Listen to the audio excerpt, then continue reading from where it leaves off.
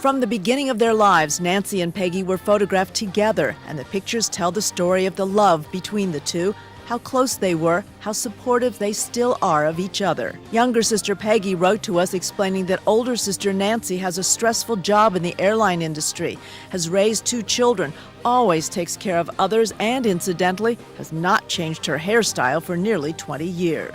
The accuser, now 20, was 16 at the time. She claimed she was drunk and did not give consent when 2 boys at the party, including Miss Brenner, raped her.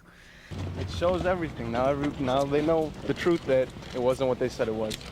Okay. They made it out to be something that it wasn't. The tape all along showed that she was consenting, she was participating, she was never coerced to do anything she did not want to do. In the end, it took the jury less than 4 hours to come back with the verdict. Not guilty on charges of sexual assault and child pornography. Earlier in the week, Judge Kerry Kennedy was roundly criticized when he threatened the Naperville woman with throwing her in jail if she did not view the 20-minute tape. Taritha was the second child to be killed by a stray bullet in the Englewood neighborhood in less than 2 weeks. Starkesia Reed was the first. Protesters said they will take their message straight up to the gangs if they have to.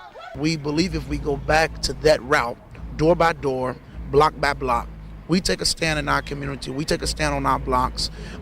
We're not just going to be marching just to be marching, but we're going to be marching with action. Both girls, whose families ironically once lived across the street from each other, died from bullets fired from assault weapons.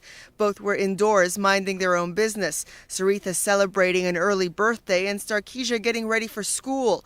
Yesterday, their mothers called for a ban on those high-powered weapons. Time after time, you tell myself that I'm so lucky to be loving you.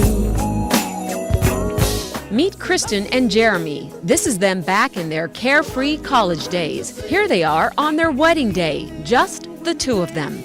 They both wanted a baby and were extremely happy when modern medicine helped them get pregnant with the first. The beautiful Fiona was born, and then they decided they would love to have just 1 more. Up to 12 inches of the white stuff will blanket the Chicago area by the time this is all said and done. But even the worst snowstorm in 3 years would not deter those brave souls who trudged along city streets, determined to continue with their plans. I think this is horrible. He called this a romantic night out. Not with all this snow.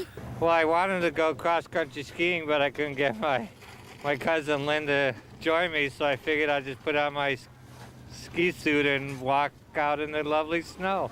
If you were driving, though, the snow was far from lovely. City and state plows are still out in force, but at times overnight, it just didn't matter.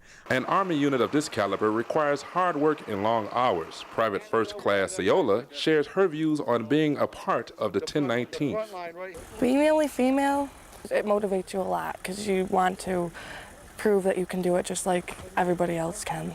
I just wanted to be out here in the Army helping, feeling like I'm doing something.